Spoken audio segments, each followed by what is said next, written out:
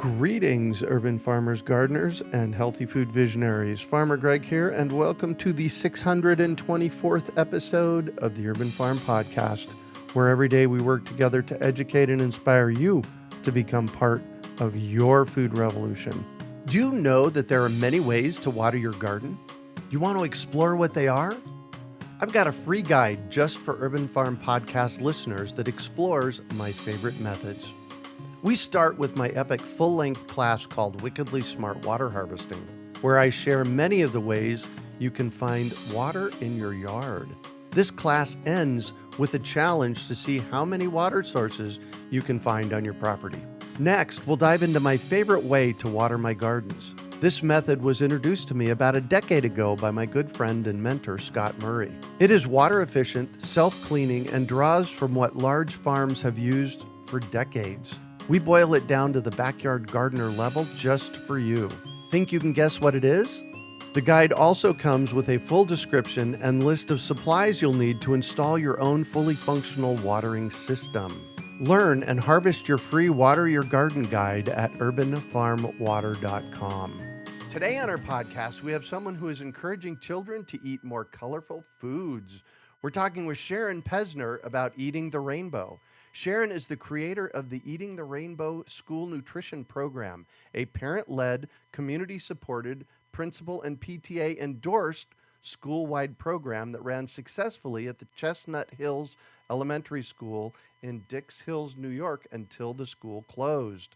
Eating the Rainbow was an inspired idea that, with the help of 3 other moms and numerous volunteers, evolved into an epic program reaching far into the community and school district and impacting hundreds of kids and their families. Sharon is the mother of 2 almost adults and knows that mom's dedication to health of her kids can move mountains when it needs to. Welcome to the show today, Sharon. Are you ready to rock?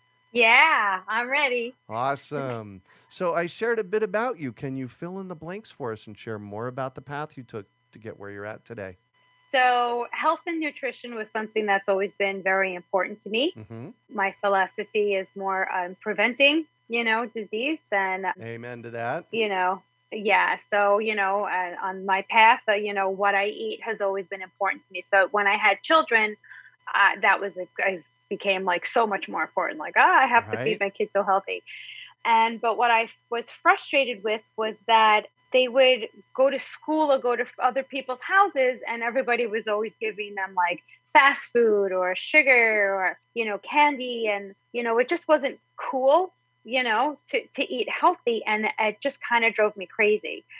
So I don't know. It's like, I guess as moms, we have these ideas, like I'm in the kitchen and I was getting my kids ready they had this event at the school for recycling, and my kids were so excited. I have to bring something in. I have to recycle it. And I remember saying to myself, why can't my kids be that excited about eating their fruits and vegetables? Like, why can't there be a program at school where kids are really excited about that? Oh, right. So I just kind of started talking about it with a friend of mine, and we kind of were brainstorming, and she goes, well, why don't you associate it with the rainbow, where like every day you focus on a different color, like each day of the week you focus on a different color. And I'm like, oh my God, that's so awesome. Great idea. Yeah, it gets better. Let me tell you, it was awesome. So I was pretty new. I didn't really have a lot of friends in the community. I kind of was new to the PTA, but I was a teacher at this point.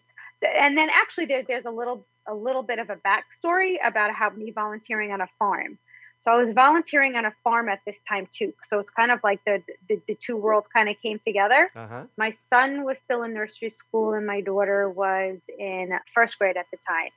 And he didn't really like vegetables. And I brought him to the farm and he was running around on the farm. It was June. And he was picking the beans and the peas, the snap peas off the plant. Uh-huh. And he was popping in his mouth like candy. This is so good. I love it. It's so. And I was like almost crying. I was like, wow, every kid has to have this experience, this connection between you picking your own food. And it just was So it was kind of like a series of things were happening all at the same time. Mm-hmm. And then the wheels in my brain started to go. And I just kind of like all of these ideas kind of were happening at the same time. So I went to a PTA meeting and I just kind of raised my hand meekly. I'm like shy. I don't really know people. And I said, I have an idea. Like, what if you have an idea for a program? And they were like, you have to write a proposal and then you present it and then we have to approve it. So I was like, okay. So I wrote it out and, I included the idea, but each day of the week we focus on a different color. And I stood up and I read my proposal at the next PTA meeting. And as I'm reading the proposal, I'm kind of like peeking out of my eye and I'm looking at the moms and I don't really know these people. So I'm like, oh my God, who knows what they think of me. And I see moms nodding their heads, like, Yes. yeah. And then I knew I was onto something, that like other people obviously feel as frustrated as I do. Mm-hmm. So the program was approved. I got a budget and they're like, okay, now you need curriculum. You need a committee. You need a committee. Curriculum. You need a committee. I'm like, to me, I thought I was going to be like, here, you guys do it. Like, I didn't know that I was now the committee chairperson. Like, I don't know anyone, didn't matter. These 3 women came running over to me after the meeting. We want to help.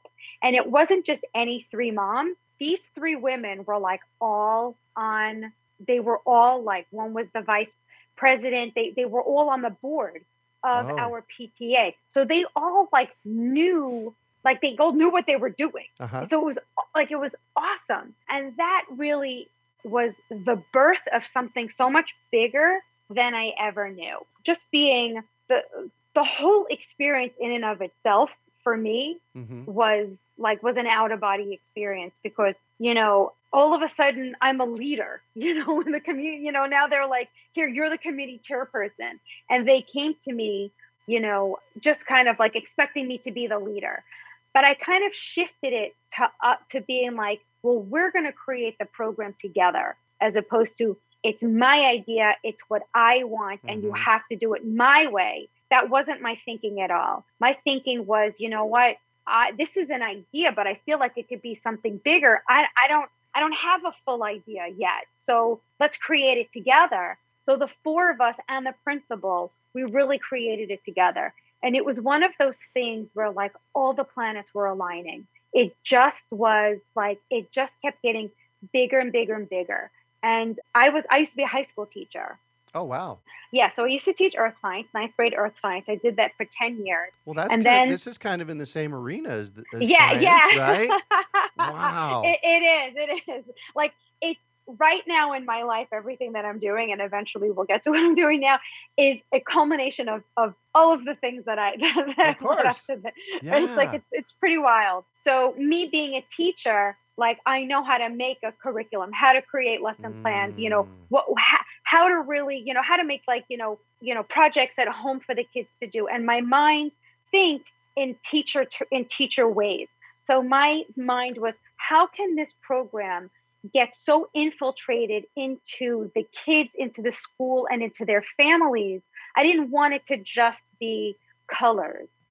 So it just kept growing. So I feel like I'm so excited. I almost don't know where to start. So there was a time before all of this started that you had shared with me early before we started recording that you were into yoga and there was something that just wasn't quite working. So tell me about that shift from having something not quite working in your life to this. Yeah. Okay. So I took some yoga teacher trainings and I was trying to be a yoga teacher and it just wasn't going anywhere. Like there wasn't really work at a yoga studio, that I was looking for. I tried to teach it out of my home. And I feel like there isn't really another way of explaining it. It just wasn't going anywhere. I felt like I was the salmon going upstream. Felt like I was like, pushing this rock and it wasn't happening for me. So I feel like maybe that's why I was more grateful when this happened. I really noticed that everybody was really on board for it because, you know, the women came over to me. They were really excited about it. The principal was excited about it. You know, other moms in the PTA were excited about it. And I felt like the momentum really took off really quickly. So I could tell that this was going to be something big. Yeah, that's when we know that we're doing the right thing, right? Yes, yes, yes, yes, yes. Awesome. I can't say Right. yes enough. What else can we say? Yes, yes, yes, absolutely. And if And you've experienced, then you know. exactly, exactly. So the program is a different color of food every day. Tell us a little bit more about the program. Yeah, okay. So how my mind thinks is, and I feel like, and this is how I taught also. I kind of feel like, well, how do I learn? I learn by doing. And I learn by, you know, and I'm influenced by what's around me. I remember when I was growing up, I would watch like Bugs Bunny and he's eating a carrot. I want a carrot. You know, Popeye's eating spinach. I want spinach. You know, so I kind of was like, I feel like, you know, if you're surrounded by something and you're looking at it and then you're hungry, that's what you're going to want to eat. So the program was only 1 week, but to me, I'm all about like, how can we bombard it in all of their lives? So we're like, let's start off with a couple of weeks before. We'll have the kids create posters for the program. We'll give them a you know, eat a rainbow every day. That was our slogan. So we had the kids be like, okay, you guys, you create posters, eat a rainbow every day, and we'll decorate the school with it. So now they're already starting to think about fruits and vegetables. And to me, my thinking is if this is what you're thinking and you're drawing and you're putting on paper, when you're hungry, Mom, I'm hungry, do you have an apple? Do you know what I mean? Like, this is what you're drawing about. This is what you're thinking. Now this is what you want to eat. So that's kind of like was, you know, starting off that. Then we were like, okay, how can we make it as fun as possible for the kids? How can we really get the whole entire school involved? So the program was that, so Monday was red day, Tuesday was orange, Wednesday was yellow and white, Thursday was green, and Friday was blue and purple. And what we did was the kids would wear that color to school. Wow. And all the teachers would, yeah. And then the kids would come to school. They had a snack time every day, so they were encouraged to bring something red, a fruit or vegetable that was red for their snack. And then the teachers had a graph in their classroom. So we made these huge, giant-sized graphs that were laminated, and we gave them like markers, erasable markers. So when the kids, you know, they would say, who has their red fruits and vegetables today? They'd raise their hand. If a kid had another color, like there was, to me, it was very important. No judgment, no comments, no nothing. Whatever you're doing is great. Whatever you can do is great. It was just all about being positive the whole entire time. So the kids would raise their hands, and then the teachers would show on the graph how many kids in the class, you know, would have that color for the day. And then we had them bring it for lunch too. So in the cafeteria, there were moms who were walking around, and we took pictures of the kids. This is like this is a while ago. So we would like develop pictures. We would put the pictures on the wall. We always ask the kids permission if it was okay to take their picture. And it was just really cute having these cute pictures of kids holding their fruits and vegetables, you know, taking their pictures. And then the kids the next day would be like, oh, look, there's my picture. They'd be so excited about it. Right. But because we wanted all the kids involved, not all the kids in the community, you know, bring lunch every day. Not all kids can afford the fruits and vegetables. So then we went to the district of the woman who was in charge of food for the district. And we were able to purchase fruits and vegetables to be in the cafeteria. It was so important for us that every child felt that they belonged, that they could participate, that nobody was excluded at all. It was a program for everyone. So we got her involved in doing that as well. And actually, she wrote an article about our program in her trade magazine. So I have that. That's on my website. Yeah. So, and then we would we had books. I bought books. And all of the money that we got was all supported by the PTA, or some things I just did on my, like all the books I bought on my own the first year that we did it, to have them in the library. So, and then also what we did was we had an assembly. So we found, I would now start Googling and looking for through arts and education in the PTA. We had an assembly. So now we're getting that aspect involved, and the kids were learning about fruits and vegetables from a school assembly. So they're reading books in the library, they're doing the assembly. Even in gym, I was like, hey, can we get you guys fruits and vegetables? Can you play some kind of game where they're like just kind of like doing something with the fruits Wow. and vegetables? Sure. And because the principal was on board, he was encouraging all of the teachers to be involved too. And, in the beginning, there definitely were naysayers. Good luck. We've tried it in the past, whatever. That fuels my fire and makes me want Right. to succeed even A more. true entrepreneur, of course. You can't do I was this. like, Well, I'm yeah, gonna you do it. keep telling me I can't do it. Right? And then it was, like I said, the universe was prepared, for, we sent like a whole scrapbook to Michelle Obama. We wanted her like to be involved. We got a letter from her, like, with her support for our program. And we painted a mural in the cafeteria. And I hand painted on like artistic. So I hand painted like fruits and vegetables on the windows. Like the first day, the whole decorating of the school was really important to us, to just have the whole entire school surrounded with fruits and vegetables. We made T-shirts up, eat a rainbow every day, with like fruits and vegetables on it. So all the moms that volunteered in the PTA, and I made the T-shirts. It was like, I did it, like I went to Staples and I got the iron on. And I'm like, everybody just give me a white T-shirt that you have and I'll iron it, and I mean, I'm sure that there's stuff that I'm forgetting, but it was just like in the office, all the secretaries in the office, they were participating. They had their own graph where they would all like graph and stuff. Oh yeah. And then I made a packet and they brought it home with them. So the kids had a graph that they brought home, and now the family is getting involved. Wow. So, and we had enough graphs on it so that every member of the family could have a graph, and everybody could graph their intake of fruits and vegetables for the day, so that you weren't, because we wanted you to eat a rainbow every day, not just the color. So we focused on the color. And then and then on top of it, I'm sorry.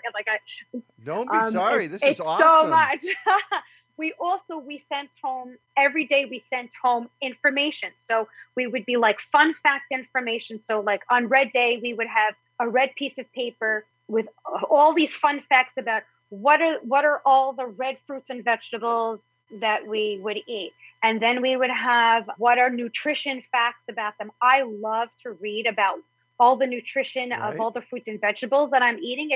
Then I think about that while I'm eating that. I'm like, oh my God, this is so healthy for me. I get so excited. So they have that. And then on the back, we would have recipes. Like what are some things that you could do with that? So now we're bringing it into the families. And it was just this really fun, like the kids had so much fun with it. The moms would be like, oh my God, my kids ate every color of the rainbow just so that they could fill in the graph before they went to school. Like, nice. They were, and it was just this crazy experience for me to be like, to go from people saying to me, good luck, we've tried it before, it's not going to work, no one cares. Like people literally have said to me, no one cares about nutrition. And I was like, I didn't understand. I was like, that just doesn't even make sense. Right? Nothing. Yeah. I'm like, it's just not true. I disagree with you. So this program, and we're going to talk a little bit more about what happened, but this program is packaged up. So if a mom or a dad or a PTA wanted to pick it up and run with it, it's packaged up and they can do that no matter where they are, right? Yeah. I mean, I'm here and I can help them through.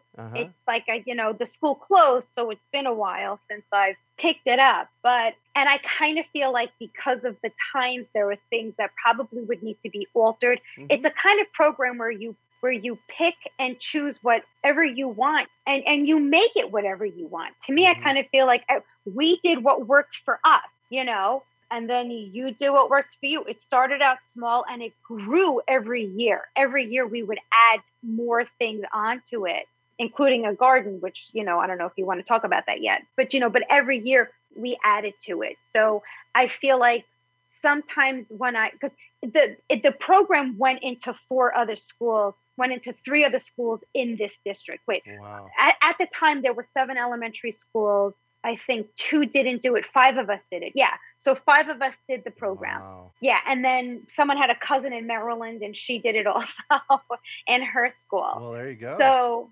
yeah. So 100% it's doable in other schools. And, you have to go by is the principal, on board? And that's kind of a big deal.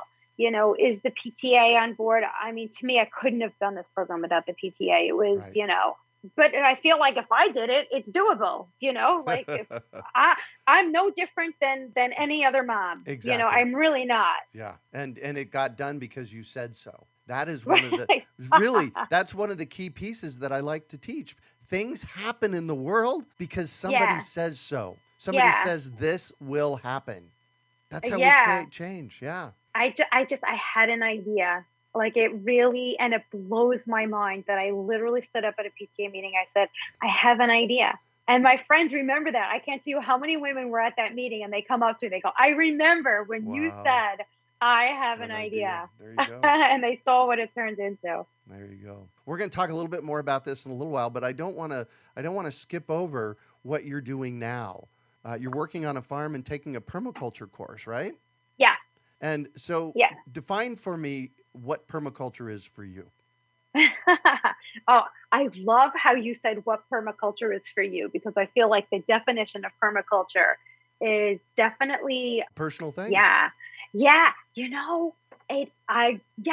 It really is. So for me, my so far, I'm only 4 months into my class, but so far my personal understanding of it is that I feel like all of these years that I own a home and I have my own property, and I've always done organic landscaping, but it's always been somebody else has been taking care of my land. Mm-hmm. And it's still the lawnmower and the leaf blower and the, and all that stuff, and a disconnect from my land. Mm-hmm. And for me, what I'm finding, what I'm noticing is that how I have thought of landscaping before was that we have to control it. We have to get those weeds out, and we have to put these pretty things in, and we have to constantly be controlling what the landscape is supposed to look like.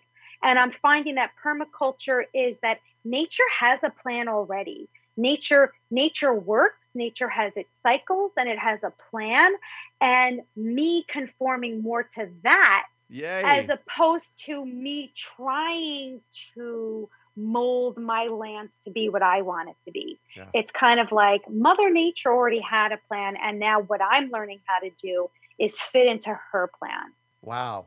Is that good? Yeah, that's awesome. I like to say permaculture is the art and science of working with Mother Nature. Ooh, okay. So I like that. It's along the same lines of that.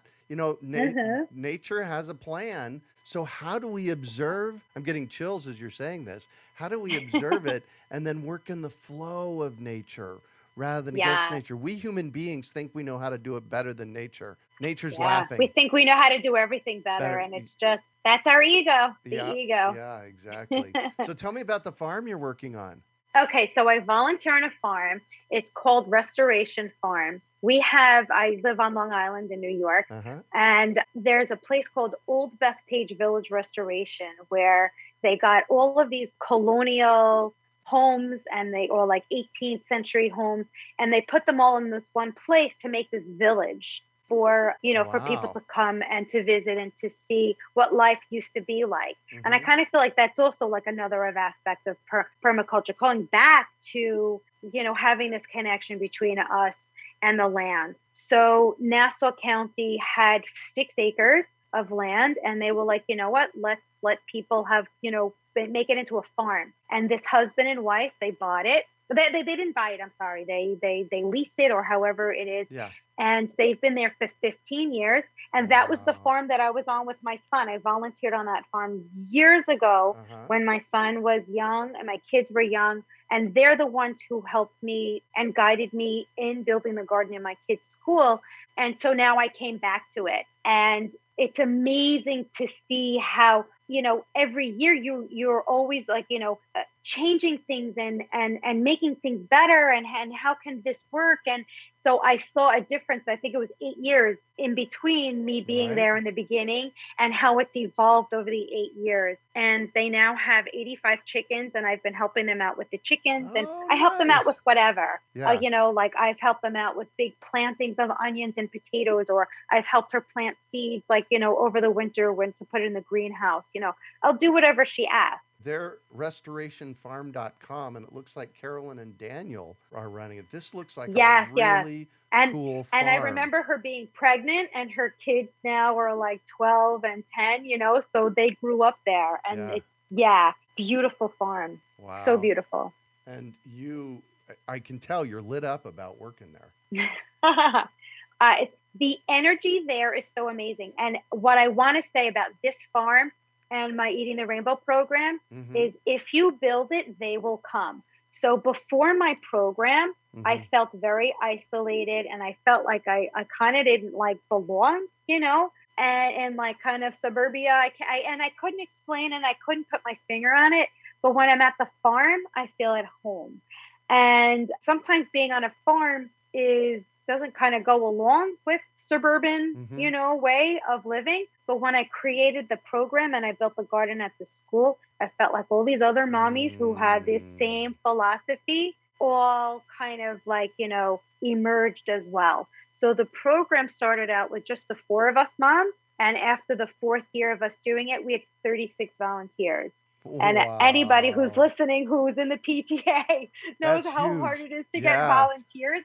And they came to us. Their kids told them, you have to do this program. You have to help. And it really introduced me to a lot of women who were like-minded.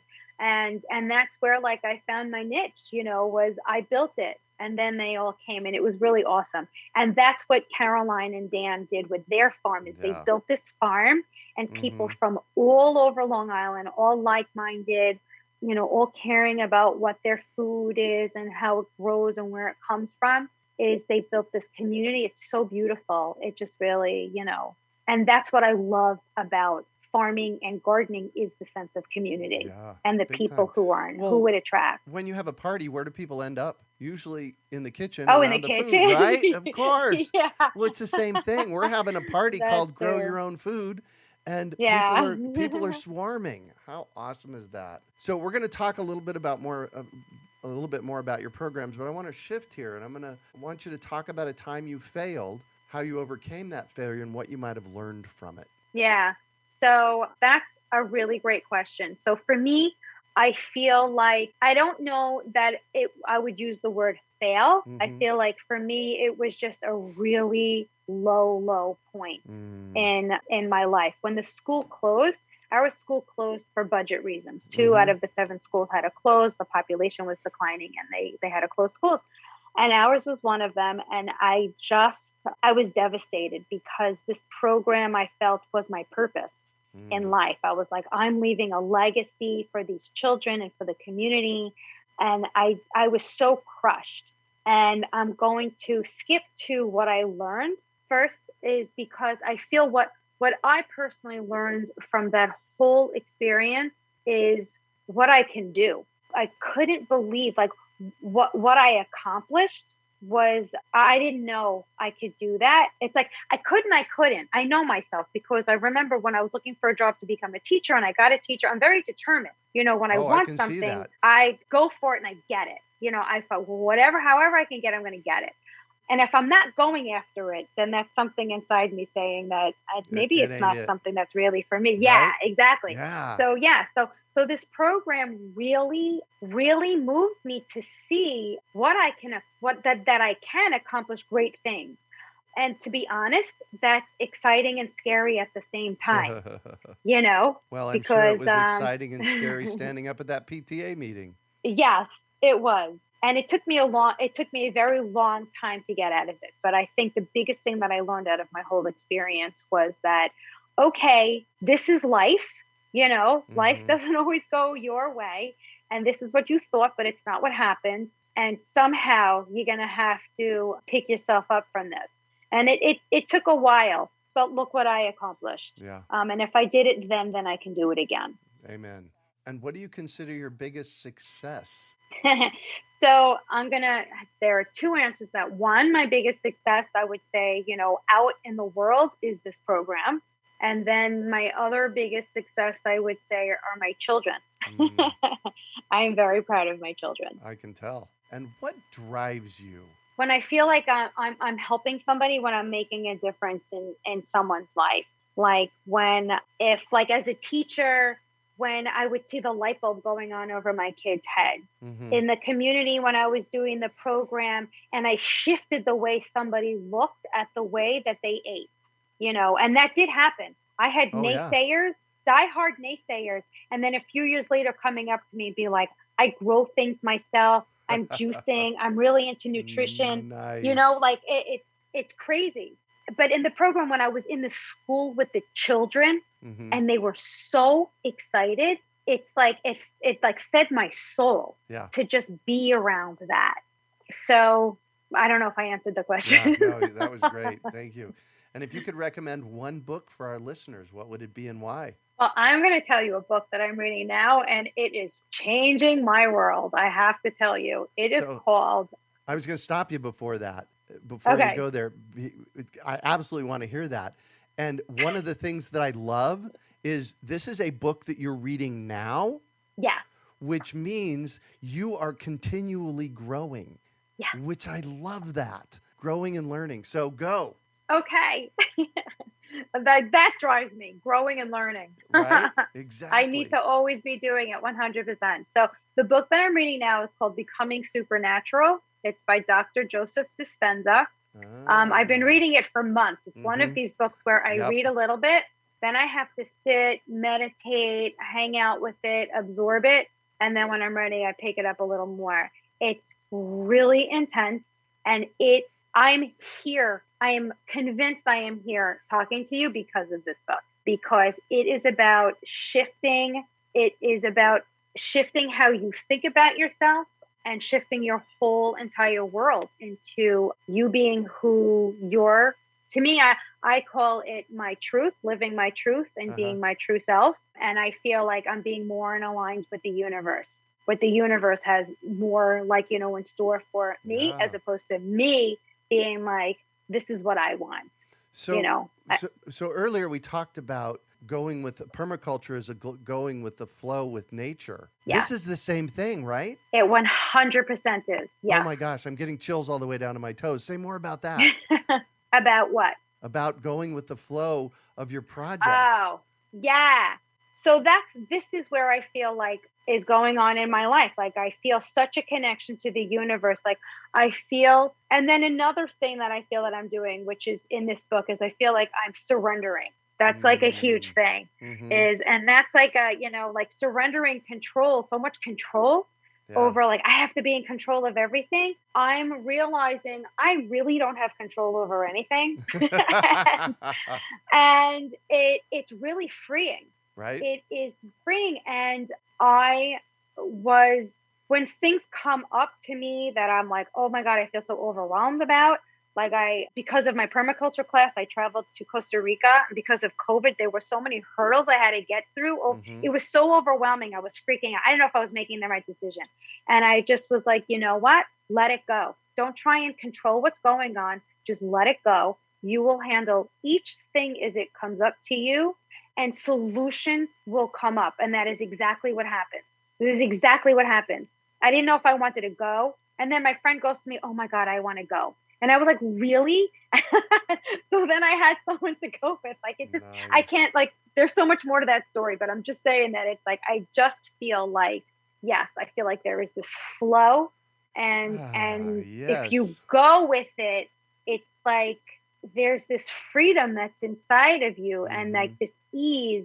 And I feel like people with dis-ease, like people who like feel they're unhappy, they're not living their truths, they're not living their path, they're living somebody else's life, then you're not happy. Yeah. And it's like letting go of all of this stuff and just figuring out who you are and following your path and just going with it. Wow. And one final piece of advice for our listeners? So I'm going to say what's been working for me is say yes. however scary it is. I said yes to this podcast. I was so scared. I've been saying yes to things. It's been scaring me like there's no tomorrow. But you know what? It opens doors, and then those doors open other doors. And it just is like, this is such a nice experience, and I wouldn't have had it if I didn't say yes. So yes. say yes. Excellent. Say yes. Well, thank you so much for joining us on the show today, Sharon. Am I supposed to say something? Yes. Perfect. Yes. You say Thank yes. you so much. This has been amazing. Say yes. And how can people contact you? So I do have a website for the program. It's called eatingtherainbow.org. And go there on the and contact I guess start there. Yeah, we'll see what happens. Excellent. You can also find show notes from today's podcast at urbanfarm.org/eat the rainbow. We hope you enjoyed today's episode of the Urban Farm Podcast. Remember to listen for tips, advice, and resources to help you on your journey with urban farming. You can find us on the web at urbanfarm.org or send us an email to podcast@urbanfarm.org. In the words of Vincent van Gogh, great things are done by a series of small things brought together. Be encouraged that with each lesson learned and skill developed, you are one step closer in the direction of your dreams.